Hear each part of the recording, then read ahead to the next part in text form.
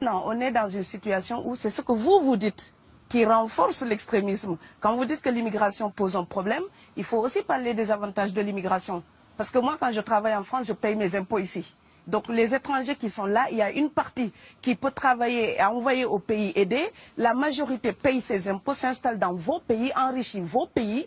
Donc ce sont des citoyens productifs.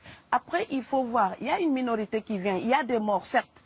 Mais je voulais souligner une chose. Le discours que vous avez, il est encore légitime tant que l'Afrique restera muette. Et moi, aujourd'hui, je voulais m'indigner pour le silence de l'Union africaine. Les gens là qui meurent sur les plages, et je mesure mes mots, si c'était des Blancs, la terre entière serait en train de trembler. Ce sont des Noirs et des Arabes. Alors eux, quand ils meurent, ça coûte moins cher.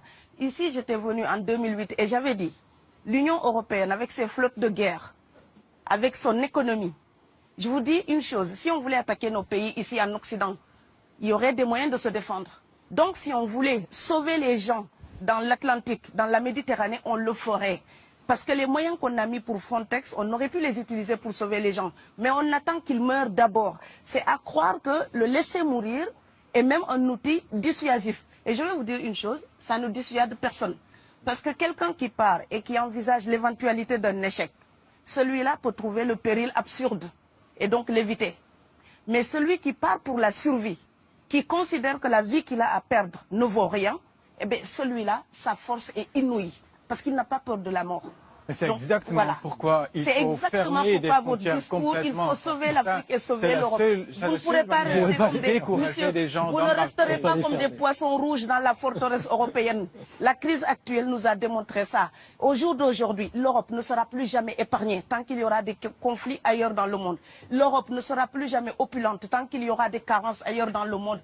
On est dans une société de la mondialisation où un Indien gagne sa vie à Dakar, un Dakarois gagne sa vie à New York, un Gabonais gagne sa vie à Paris. Que ça vous plaise ou non, c'est irréversible. Alors trouvons une solution collective ou bien déménager d'Europe parce que j'ai l'intention de rester.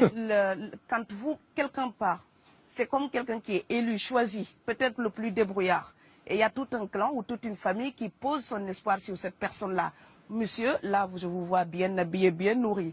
Si vous étiez affamé chez vous, peut-être que votre famille serait ravie d'imaginer que vous pourriez aller gagner de quoi faire vivre les autres. Donc c'est aussi une solidarité qui est en œuvre. On laisse partir quelqu'un, on compte sur lui. Vous allez me laisser terminer. Et Schengen, entre guillemets Schengen, ça me permet d'être invité aux Pays-Bas, monsieur, donner des conférences dans vos universités. Quand ils trouvent que mon cerveau est convenable, là, ils l'utilisent.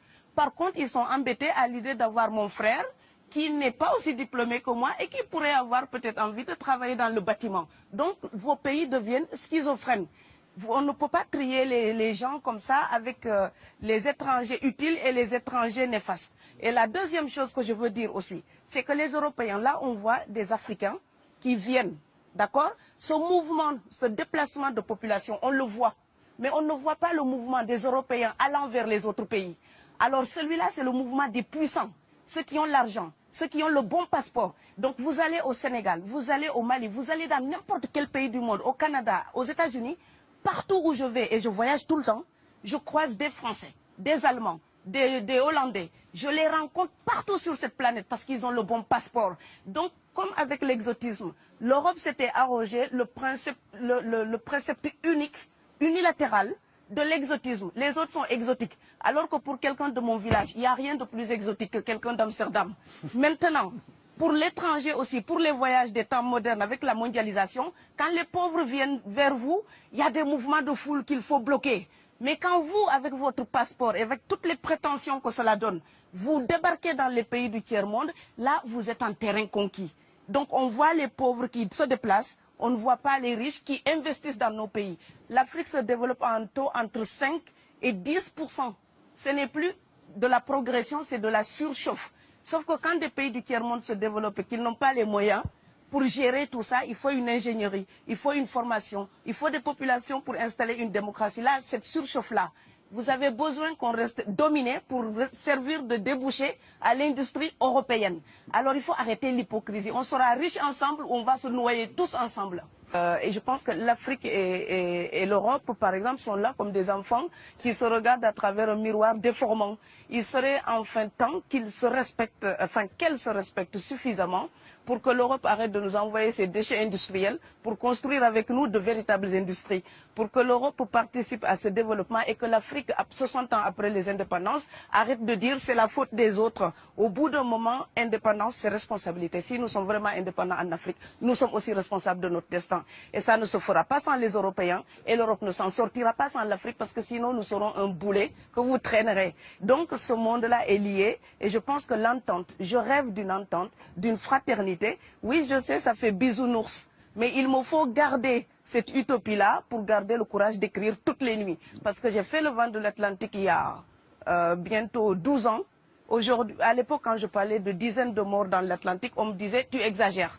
Maintenant qu'on les ramasse par milliers, je suis absolument triste de devoir réaliser tout simplement qu'en tant qu'auteur, je ne fais que répondre à l'injonction de Schiller. La dignité de l'homme est remise entre vos mains, gardez-la.